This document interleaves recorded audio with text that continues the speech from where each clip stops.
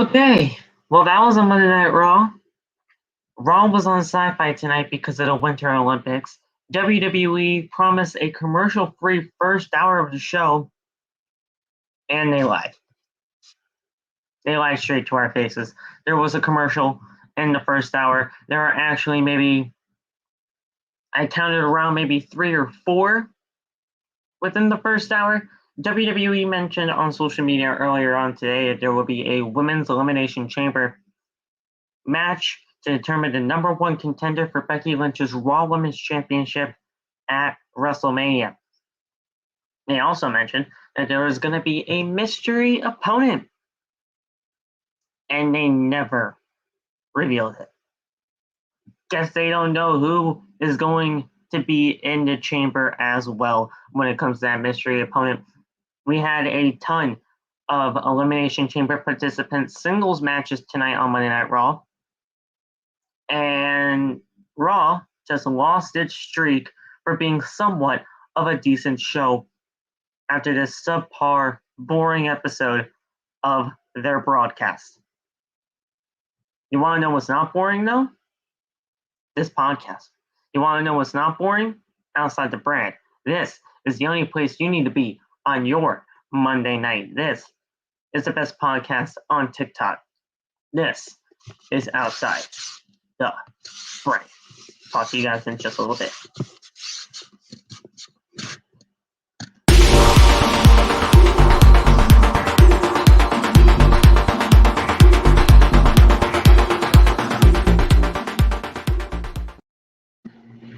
What is going on, guys? Thank you so much for joining me right here on Outside the Brand. This is your Monday Night Raw post-show review for your February 7th, 2022. I am your host, Phil, and this is Outside the Brand. I want to thank you guys so much for joining me wherever you may be on a late Monday night. Tonight on Monday Night Raw, we had a ton of singles matches containing the participants of the both men's and women's Elimination Chamber matches. The WWE Champion Bobby Lashley returned home tonight as we were in Colorado. And that's pretty much what we had here on the show tonight. There was not really much going on the show. We only had those singles matches. We had a tag team main event that came from a singles main event between Seth Rollins and Riddle. It turned into RK Bro versus Seth Rollins and Kevin Owens, but we will get into that as the show progresses. They announced the Women's Elimination Chamber, and they had a mystery opponent in there. We all thought that the mystery opponent would be revealed tonight in some sort of return or just them actually announcing it to us, but it was never announced. Was that all by design, or was that scrapped from the show? I guess we will never find out. I really don't think we'll ever find out until we actually get that mystery opponent revealed at some point within the next 13 days, because we are only just 13 days away from the Elimination Chamber pay-per-view. Now, after all of that, there really was not much on the show tonight, but we will go over every single thing that happened tonight on the show for Monday Night Raw on Sci-Fi instead of the USA Network because of the Winter Olympics. But guys, I want you guys to continue to hit that thumbs up button, as we will love it to get to 10 likes minimum on tonight's stream. Hit that subscribe button down below. Turn on the bell for all notifications. Follow all of us on social media. All the TikTok links are down in the description below. Follow me on social media at BillyMatt_. That's on Twitter and Instagram. Go get your t-shirts. Bonfire.com is the exclusive home of Outside the Brand and its merchandise. You got some great stuff over there, man. You really do. The quality is absolutely superb. Make sure you go check out all the other videos that you may have missed on the channel as of last week, excuse me. We actually even did an Outside the Brand episode last night on Sunday where we broke down a couple of major stories heading into this week of professional wrestling. It was absolutely a great time talking with Loth about those stories, so go check that out if you guys have not done so already. So you guys can make sure to go check out any of the other videos you may have missed over the course of the last week. All of those are ready for you to check out on the homepage of the Outside the Brand YouTube channel. And finally, before we dive into tonight's festivities of talking about Monday Night Raw from February 7th, 2022, I want to thank you guys so much for all the love and support that you guys have given us here on the channel. We continue to grow each and every single day, and we could not do it without all your help. So thank you guys so much. Let's get right into the Monday Night Raw post-show review. Now, actually, before we actually get into the Monday Night Raw post-show review, I do have a story heading into what could be some speculation heading into AEW this Wednesday night. We all know AEW will be announcing a free agent signing this Wednesday, as they will be taking on Isaiah Cassidy in the Face of the Revolution ladder match qualifier. And speculation has run rampant on everything when it comes to who it could be. Jeff Hardy, Keith Lee, Killer Cross, many other names have been thrown into the hat. People are even speculating that it could be Shane McMahon or Triple H, or people are even saying that it could be Cody Rhodes signing a new contract with AEW. Now, to me, if it was Cody Rhodes, I'd be absolutely floored, and I would not be happy with AEW and Tony Khan. So I really do hope that it's not just Cody signing a new contract. It better be a legit signing from Tony Khan and the rest of AEW. Reports coming from Fightful Select. Ever since Tony Khan's announcement of a free agent signing would be appearing on AEW this Wednesday, speculation has been running rampant. Fightful has learned, and Fightful has spoken to numerous talent, none of which know who the surprise is slated to be, with several talent reaching out to ask us if we know who it would be. Thus far, we've not confirmed the identity, but talent is unanimously speculating Keith Lee. There was at least one wrestler who was confused on the terminology of Forbidden Door, in quotes, saying that gave them the assumption it was someone who recently or actively worked for another company. Those that we spoke to in AEW, my bad, upon free agency, initially weren't sold on Keith Lee until Keith Lee would be coming to AEW, but that many discussions regarding the possibilities seemed to grow as optimistically as time went on. Despite the speculation regarding Keith Lee, nobody we talked to had been given any particular indication that it was him. We've not learned who specifically the Wednesday night surprise is, but we've been told pretty firmly. Okay, so it's been pretty firmly confirmed that it's not going to be Jeff Hardy. Okay. And this is my first time ever actually reading this, so this is like my legit reaction. So it's not going to be Jeff Hardy, apparently, who has a non-compete clause until March, 90 days after his WWE release. Matt and Jeff Hardy already have several appearances set up for that date. We can also confirm WWE made overtures towards getting Jeff Hardy back into the company after his firing. We all know that situation. They tried to bribe him with a Hall of Fame induction, and Jeff Hardy said no.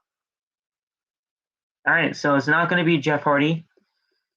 Looks like it could either be Keith Lee, Killer Cross, or many of the other names speculated. I'm going with Keith Lee now. Now knowing that it's not Jeff Hardy, I'm going with Keith Lee on Wednesday night. Let me know who you think is going to be the special appearance on AEW and who will sign an AEW contract this Wednesday on Dynamite. All right, guys, it's time to get into the Monday Night Raw post-show review right here on Outside the Brand. Let me get everything all set up and ready to go for you guys. Hope you guys enjoyed that little bit of a story heading into the Monday Night Raw post-show review. We got a Raw to review, so let's get right into it. We kick things off on Monday Night Raw with the Academic Challenge, the Quiz Bowl. We had the Quiz Bowl between Alpha Academy and RK Bro. Now, we have these two sitting at tables with the moderator, Kevin Patrick, on a podium, and he was explaining the rules to everybody. Now, Gable pushes Patrick and explains the rules to the mouth breather fans of Denver, Colorado. There's a variety of categories that they can choose from, and the Alpha Academy can go first because they won the Academic Challenge from last week. With Chad Gable going first and getting the question right, Riddle goes next and correctly answers the question about octopuses. So it was about how many hearts do octopuses have? My bad, and he actually got it right. Gable then goes again and is booed by how easy and is just floored with how easy that question was. And Randy Orton suggests they picked cartoons next. And Riddle correctly answers the question about Teenage Mutant Ninja Turtles. Gable then complains that the question was dumb and they had no idea that question was even being put into this academic challenge. Randy says, "Shut up and let your partner Otis answer a question." Otis then chooses geography and gets it right. And then Orton gets a question wrong about Haley Baldwin.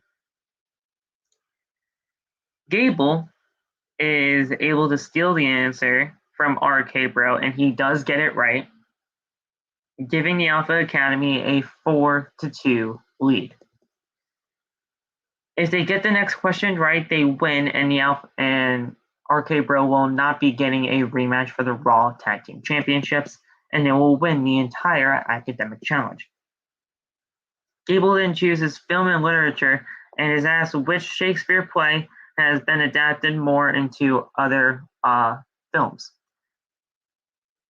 He gets Romeo and Juliet, and he got that one wrong. Otis knows the answer, but Gable just would not listen to him, and that's when he said Romeo and Juliet. RK Bro had a chance to steal, and Riddle said, "I know the answer, and it is Hamlet." The bell rings, and that was the correct answer. They chose sports next, and it was about which quarterback is the most winning out of Denver Bronco history. Orton then gets the crowd all fired up, and he's asking them for help on the question. And the question answer turned out to be John Elway, and that was the correct answer due to the crowd response.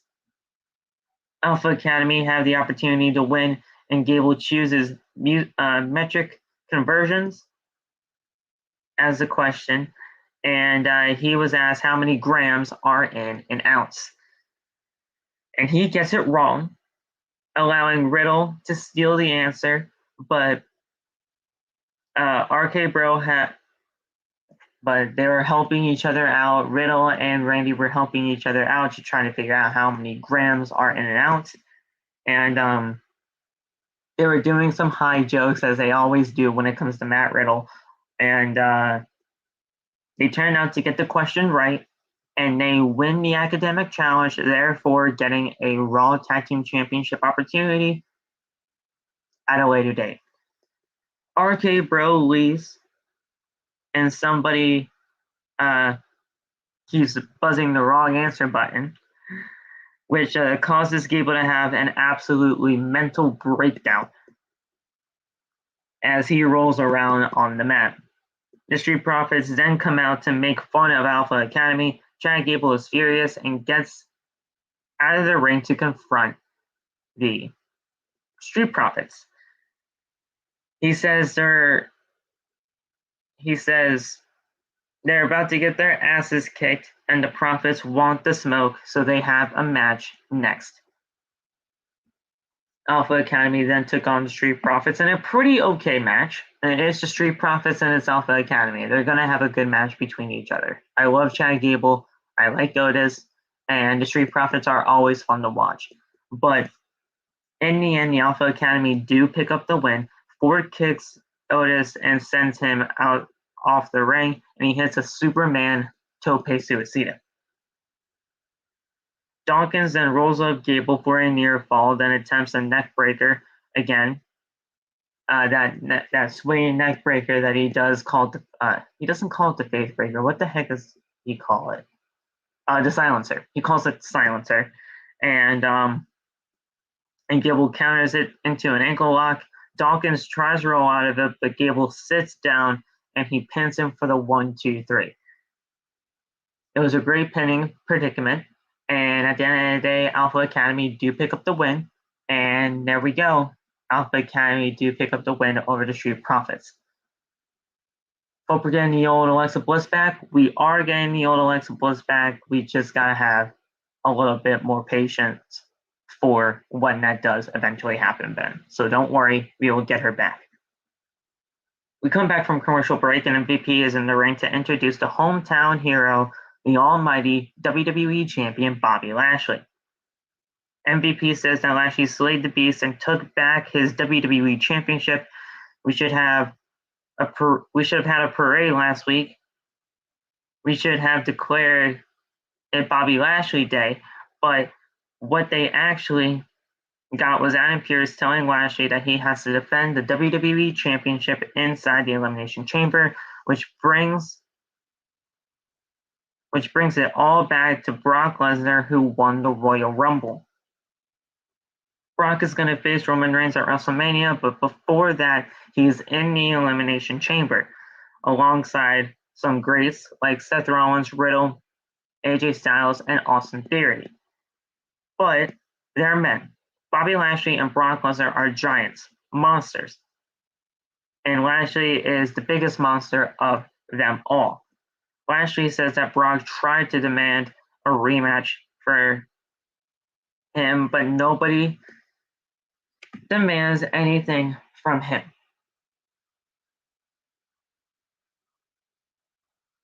Especially from someone like Brock Lesnar, who does not deserve anything. When was the last time Brock even had a match on Monday Night Raw? Bobby hopes that it can come down to two of them inside the Elimination Chamber so he can once again pin Brock for the final time. And he won't be locked inside the chamber with Brock. Brock will be locked inside the chamber with him. The fans chant for Lashley. He says Brock will wake up in a hospital and shakes at the mere mention of his name. Lashley can go challenge for the Universal Championship, but he'll be defending the WWE title in the main event of WrestleMania.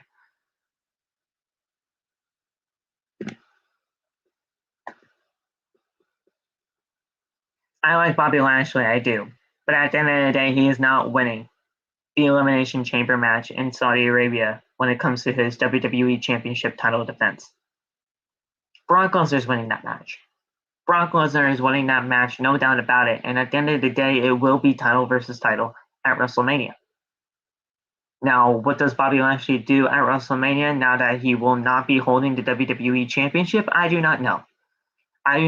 But at the end of the day, Bobby Lashley is going to be losing that WWE Championship. And there's nothing he can do about it.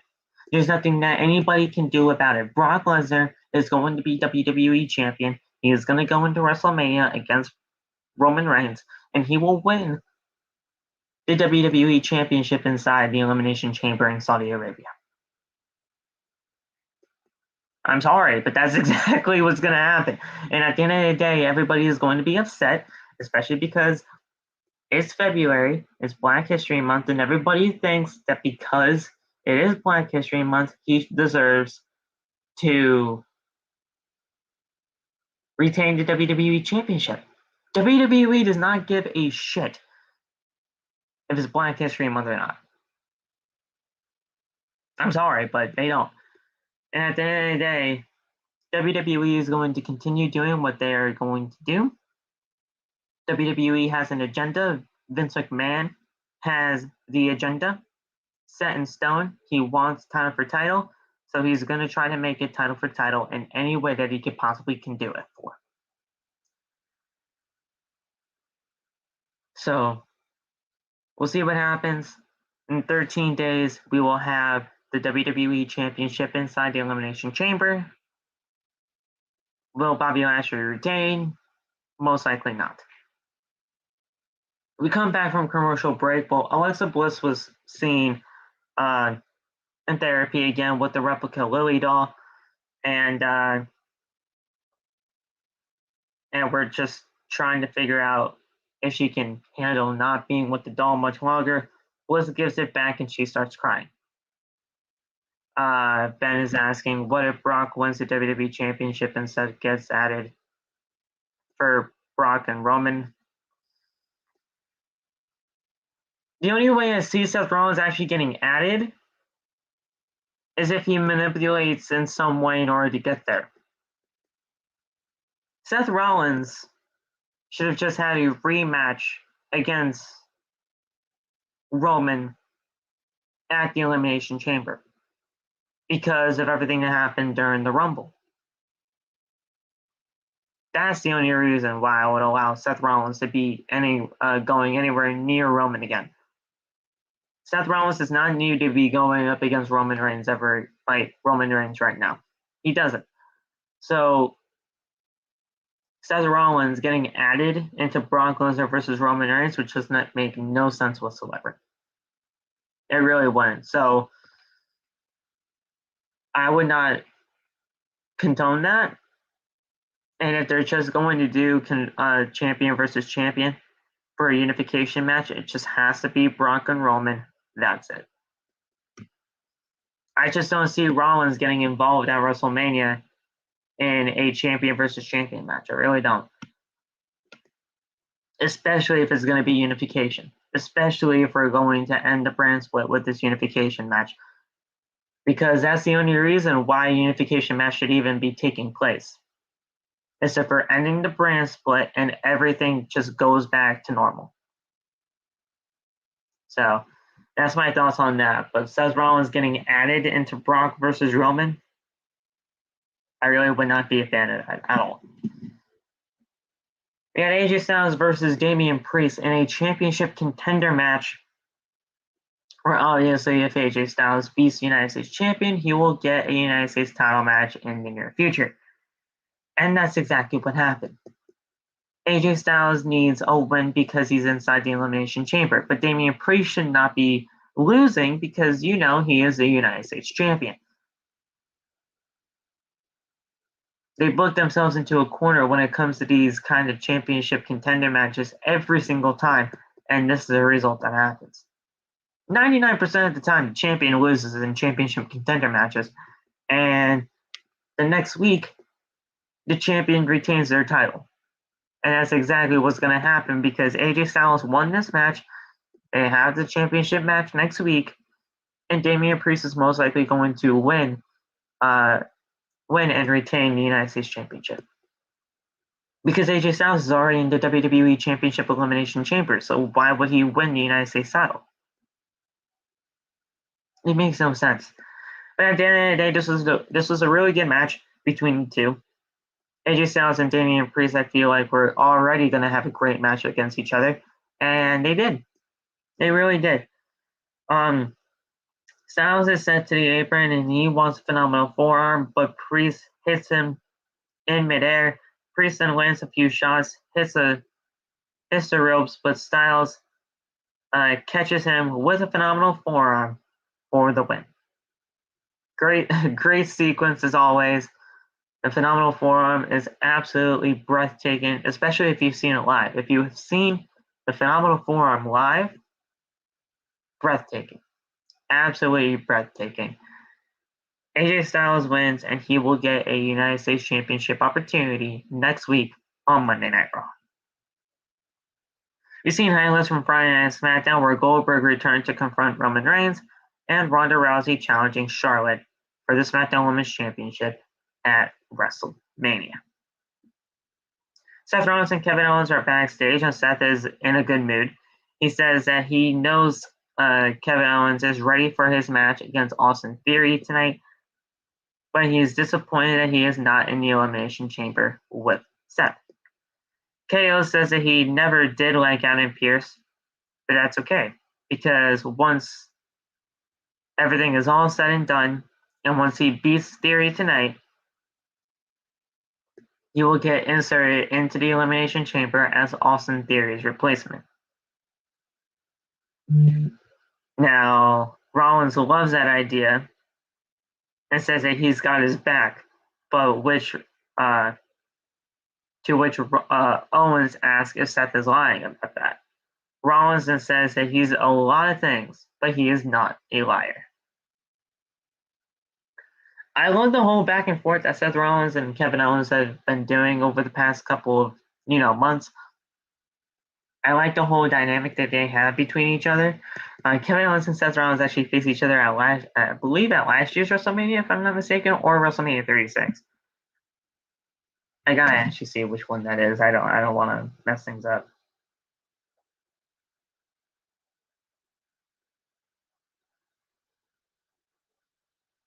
I'm actually gonna look this up. And I think it's WrestleMania 36. They faced off against each other. Yeah, they faced off against each other at WrestleMania 36, and it was a really good match.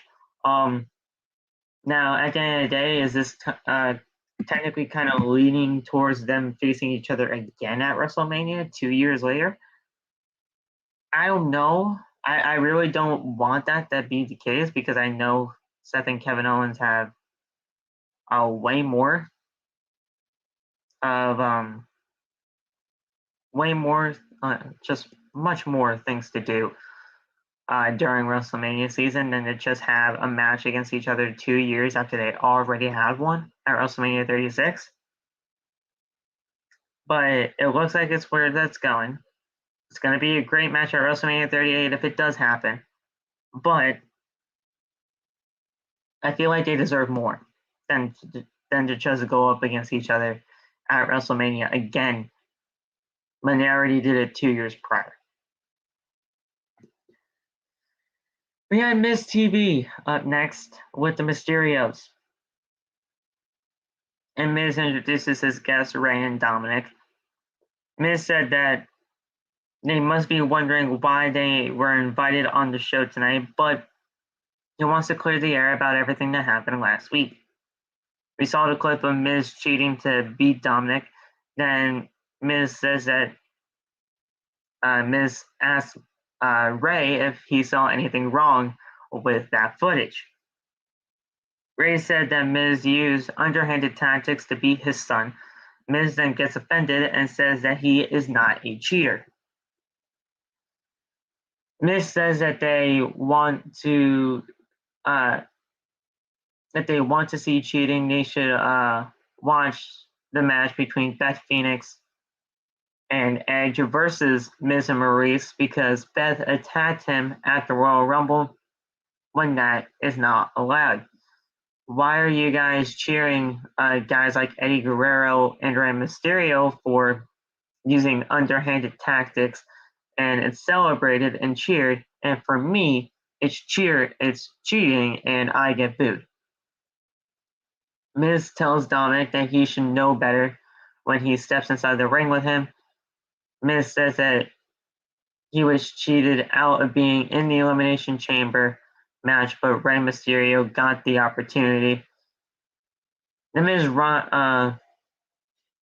just lists off his accomplishments, and Rey points out that he cheated each time. The Miz says that he's a two-time Grand Slam champion and he should be the face of everything. He should be the face of everything, but he is not. You know who is? Rey Mysterio. He's on the cover of WWE 2K22. Why not Maryse? Maryse said that Rey could learn a thing or two from her. And also, you can change your name to Rey Mysterio, which nobody cared about. Nobody even looked up when she was saying that line. Rey says, "You know what? I'm good. Thank you, though." Miz then asks for some respect. Dominik then grew a pair, and he says, "You know what? You should show respect. You should show respect to my father. Where's the respect that he deserves?" Miz says that Rey is hiding behind his son once again and challenged Dominik to a rematch tonight on Raw, which he then accepts. Miz then says that Dominik is a lot taller than Rey and asks if he's sure that Eddie is not his father.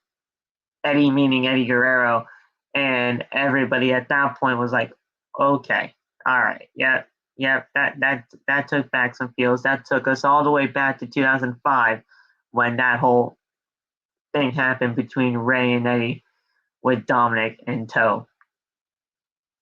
Miz poses until Dominik shoves him backwards into the folding chairs, and he falls into the chairs and rolls outside the ring. And the match is after the commercial break. Miz with Maryse takes on Dominik with the Rey Mysterio, and this was a very quick match. The referee called Maryse to start berating her when she tried to, distract Dominik. And Miz kicks Dominik and hits the ropes, and Rey trips him. So Dominik then rolls Miz up for a quick pinfall victory. Dominik wins over the Miz. And what commentary was saying, the biggest match of Dominik's career, or at least the biggest win, which is not the case, but there you go. Bianca Belair took on Nikki A.S.H next, and I didn't see a look at this match. I'm going to be completely fair and honest with you guys. I did not care about this match whatsoever. And at the end of the day, Bianca Belair did win, so the right winner did come out on top here, but I did not see this match at all. Apparently, Nikki sent Belair into the corner and runs into the turnbuckle, but Belair then avoids it by jumping to the apron. Belair kicks Nikki, then gets back inside the ring and hits the KOD for the 1-2-3. Sorry for the rhyme, but it just happened. So Belair wins, gets momentum heading into the chamber, and there you go. We have some 24/7 title bullshit, but who really cares about that? Pretty much all you really have to know that happened in the segment. Reggie got friend zoned by Dana Brooke. Dana kissed him on the cheek, but Dana just said that they're really good friends. The two of them hug, but they're just like, yeah, no, you're getting friend zoned, buddy. So he got friend zoned, and we came back from commercial break between the match of Kevin Owens and Austin Theory. Great match as always. Kevin Owens is always a workaholic, and And Austin Theory just continues to impress each and every single night. But at the end of the day, Kevin Owens was actually the one to pick up the victory here. And I was honestly kind of shocked because I thought Austin Theory, him being inside the Elimination Chamber, they would need to have him get some kind of momentum. But nah. Kevin Owens actually does pick up the win here.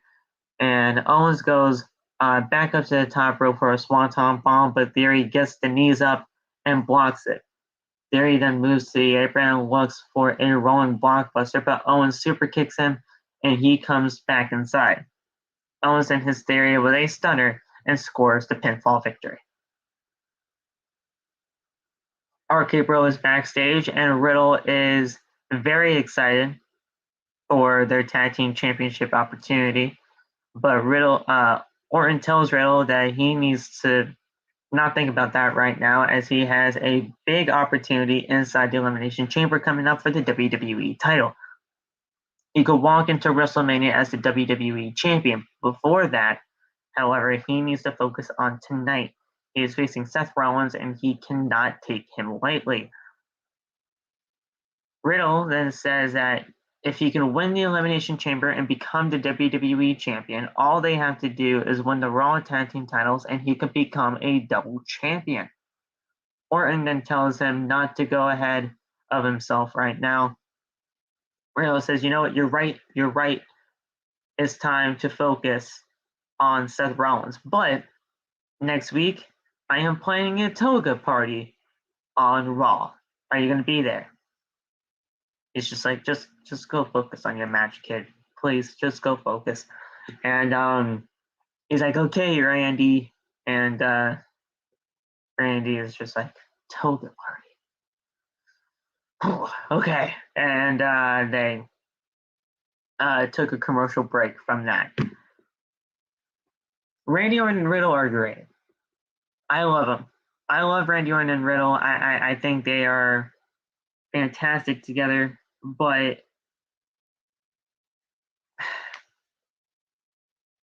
if this is not setting up a match between Randy Orton and Riddle at WrestleMania, what is this all for?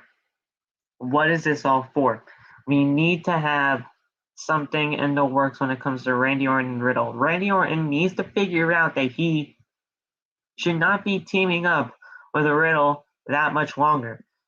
I understand everything when it comes to this tag team partnership. I do.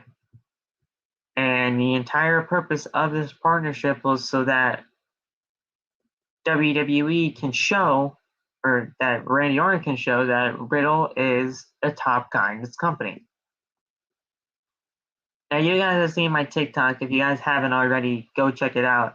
I did a long-term story booking on how I would book Riddle to pretty much to be a top star in this company, to be a main event star. And at the end of the day, that's the way WWE should go about this. WWE shouldn't be doing Randy Orton versus Matt Riddle at WrestleMania. They shouldn't. They should properly book this. Okay?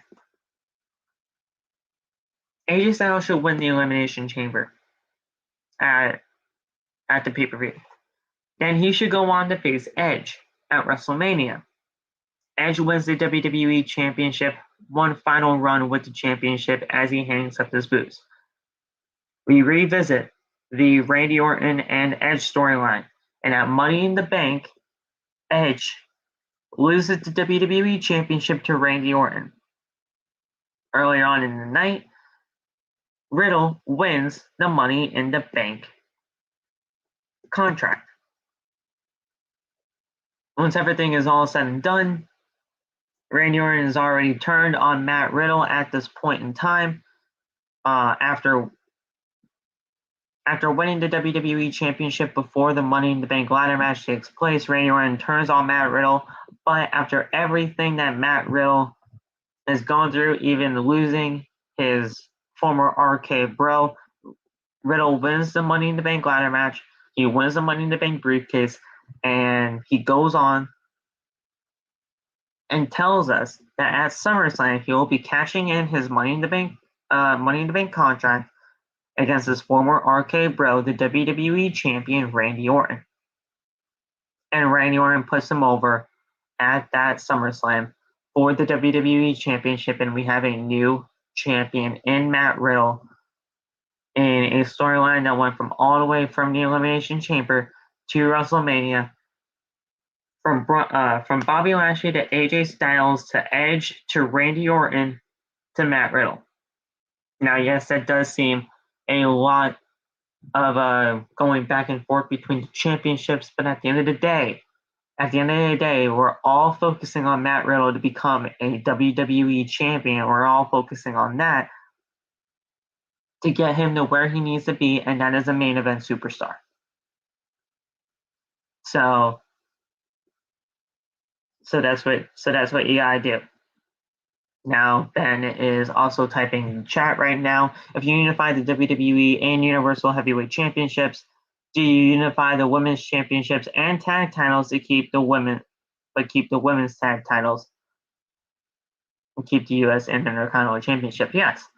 If you merge the WWE and Universal Championships, you gotta have one set of tag team titles and one set of Women's Championships. That's it.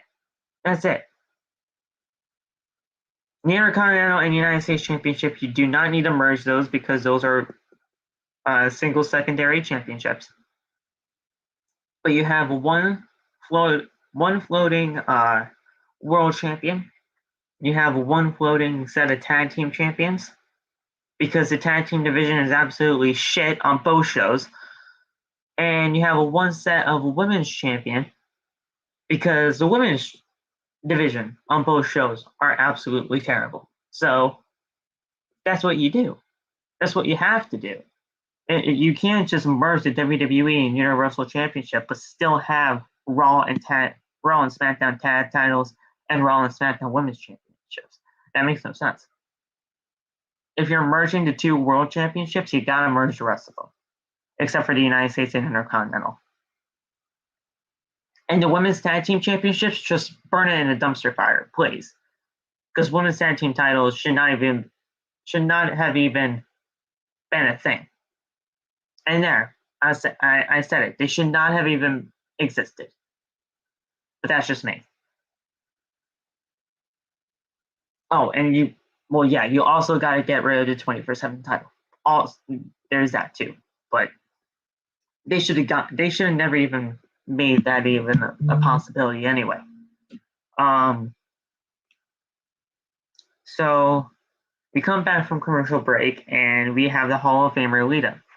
She comes to the ring and she replays the confrontation that she had with Becky Lynch last week on the show. Lita says a few weeks ago she wouldn't have guessed that she'd be here.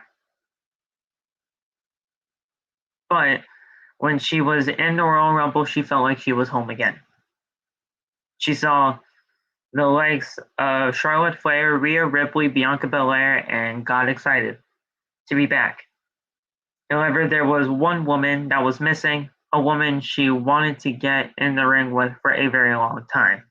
Becky Lynch comes out to interrupt Lita. Becky then says that it was a thing. It's one thing for her to come out here and prove that she is the GOAT week after week, but it's a whole other different thing to hear from your teenage idol. Becky says that she'd like to explain why she did what she did, why she said no last week. Growing up, she worshipped Lita, who paved the way for women to come to WWE. When Becky got to WWE, a lot of people turned their noses, but Lita never did. She helped her more than anyone. There would be no Becky Lynch without Lita, she said.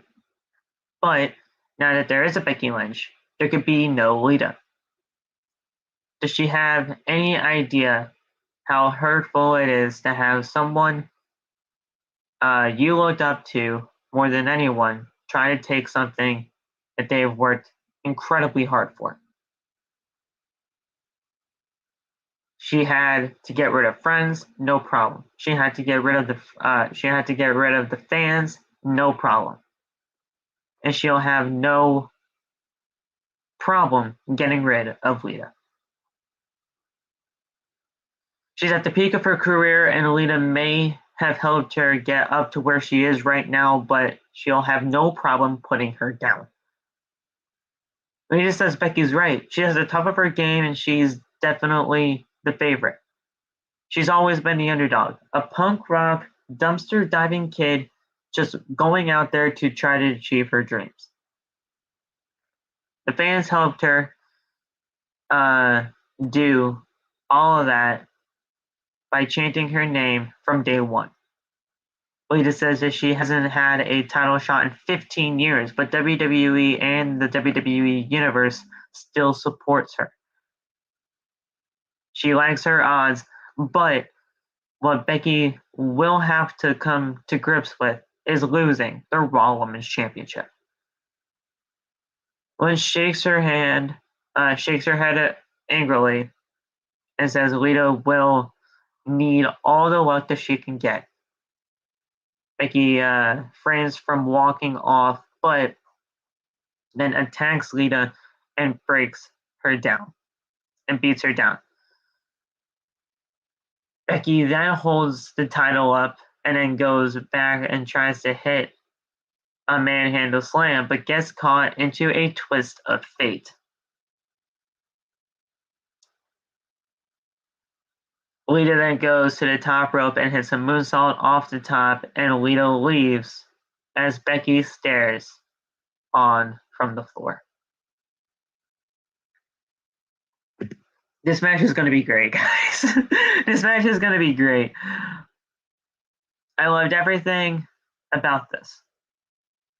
Becky Lynch was actually tolerable on the mic this time. And Lita's always great. Lita's always been great. But this match is just going to be absolutely amazing. Now, we all know the results of this match already. Becky Lynch is going to retain the championship. But there's always that slight chance. And that's the only reason why I'm really kind of hyped up for this match. There's a slight chance that Becky could lose here. And at the end of the day, I would love it if that was the case. But let's be real. Becky's retained the championship, but at the end of the day, it's going to be a great match in Saudi Arabia. Lita can get her payday, and that's really all that matters. We have a great match.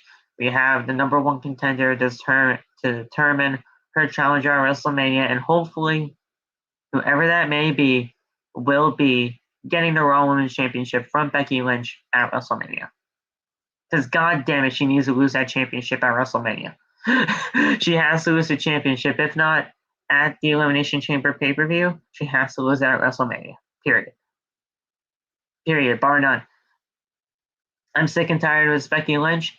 Just get the Women's Championship off of her and get it to somebody else. Thank you.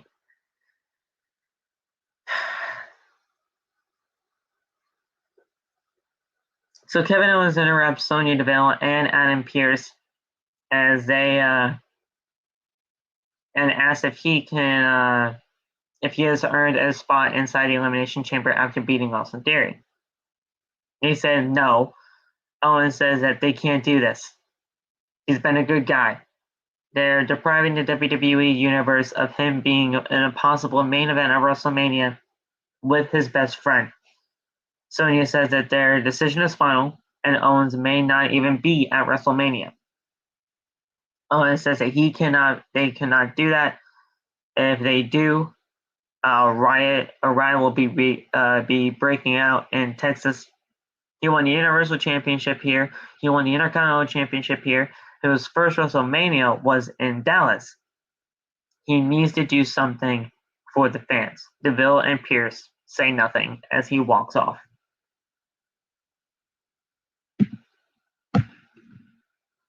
We come back from commercial break, and Liv Morgan makes her way to the ring for her match against Doudrop. This match was decent, I'll say. Decent at most. Doudrop picks up the win here. Liv hits the buckles on her way back down. But Doudrop then gets to the middle rope and hits a Vader bomb for the 1-2-3. We come back from commercial break, and we are back with Alexa Bliss in therapy. The therapist says that Bliss cried after she gave Lily back to him, but she did not act out, which is great. That's great progress. He asked if Alexa has had any issues during the week. She says that someone cut her in line cut her off on the highway, but she took a deep breath and moved on. Then she was in the mall, and the same thing happened in the parking lot, but when she got out to confront the person, but took a deep breath and stopped herself. Then she said at the grocery store, I waited a half hour in line, but an evil woman cut in front of her. She describes the woman as looking like Lily with little buttonhole eyes and teeth that were absolutely disgusting looking. But then she took a deep breath and relaxed after she threw her down aisle 3 and chucked a piece of bread at her. So she's just trying to take a deep breath after that, relax, and she left the supermarket. The therapist says, I think we still have some work to do. So trust me, I don't think we will be seeing her until WrestleMania, if anything. So we'll see what happens there. Seth Rollins is being interviewed backstage about the Elimination Chamber, and he says that he has some great opponents, but they are not him. He's done everything except main event WrestleMania, but that'll happen this year. He doesn't care who he's going to have to go up against, because that spot is his, and Rollins will make his entrance for the main event. Seth Rollins takes on Riddle in what was a pretty good match up until the ending. Riddle attempts to go for a senton, but Rollins gets the knees up. Rollins then runs at Riddle, but gets sent over the ropes onto the floor. Riddle then goes to the apron and penalty kicks Rollins, then lands a springboard Broton. Riddle then gets up and moves to grab Rollins, but suddenly gets plowed over by Kevin Owens, and the referee calls for the bell. So winner by disqualification at this point in time, Matt Riddle. Kevin Owens gets Riddle in the ring and attacks him some more, but Randy Orton's music hits. He comes down running to the ring, and he hits KO with an RKO. Rollins then gets inside the ring and shouts in Orton's face, and we head to commercial break. We come back from commercial break in a tag match between RK Bro, Seth Rollins, and Kevin Owens. Now, this was a really good match between these guys. RK Bro versus Seth Rollins and Kevin Owens, you would think it's going to be a great match regardless. Owens puts Riddle in the corner and he starts fighting back like a wild man, only to get the numbers to get the better of him. Rollins is legal and looks for a frog splash, but Riddle moves out of the way. Orton then gets a tag and lands a series of clotheslines, power slams, both men, and does a draping DDT on Seth Rollins. Orton then wants an RKO, but is shoved out of the way.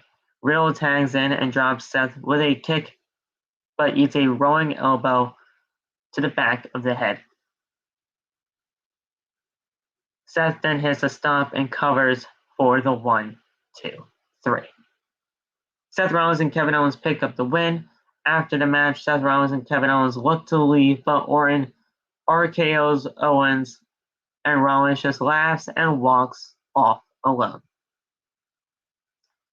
Now that right there, him walking off alone and laughing at Kevin Owens' suspense, that's gonna have to be something that we look into next week on Monday Night Raw, because I know there's gonna have some kind of confrontation between those two next week.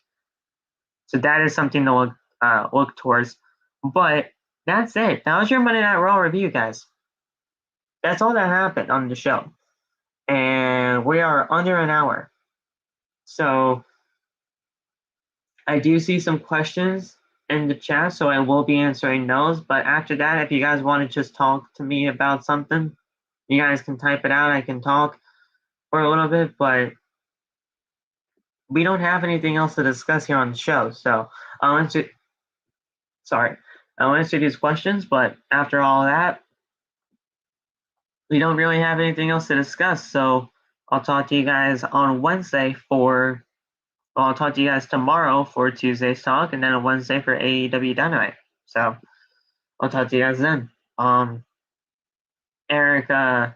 Eric says Veer Mahan did have a promo package tonight. He's coming soon. We don't know when, but he is coming. So we'll see when that happens. And why is WWE changing wrestlers' theme songs? Because CFO money is not a part of WWE anymore. Anybody that has CFO money themes has to have their theme change. That's it.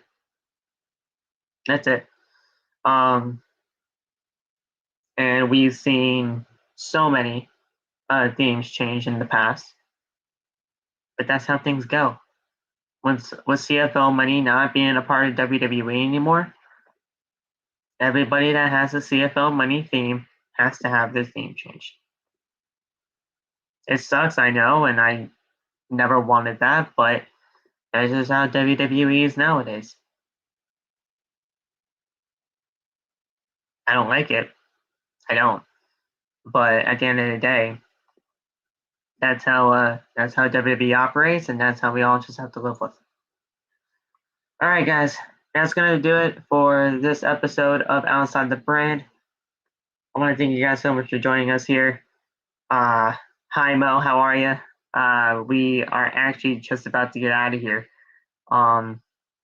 We just did the Monday Night Raw review, so if you missed it, go check it out. It's here on the channel. But if you guys want to continue supporting Outside the Brand in any way you possibly can, go check out bonfire.com, the exclusive home of Outside the Brand. You can go get your t-shirts, or you can go get your hoodies. They are absolutely superb quality, absolutely amazing stuff over there on bonfire.com. I'm sorry, Mo. I know you just got in, but with it being a solo review tonight, we kind of just went in. We went to Monday Night Raw. We kind of just did everything, and that was it. It was a quick and easy show for you guys tonight. So go check out bonfire.com. All the exclusive merchandise are right there on that shop. Continue to hit that subscribe button as we're on the road to 500 subscribers. Turn on the bell for all notifications. That way you never miss when we go live. Also, final thing before we get out of here, we have our social medias that you guys can go check out. All the TikTok links are down in the description below. You guys can go check out my social media accounts on Twitter and Instagram at PhillyMatt_. And there you go. That's all we have to talk about here tonight. Mo says it was a good Monday Night Raw. To be honest, it was decent. It was decent, but it was kind of boring considering we only had singles matches containing the Elimination Chamber competitors. But at the end of the day, we only have like 12 days now until the Elimination Chamber pay-per-view, and they kind of didn't really do too much to build interest heading into the show with only singles matches and or tag matches with the Elimination Chamber competitors. You kind of need something more than that. The Liv Morgan match was boring. It was because it's a dewdrop.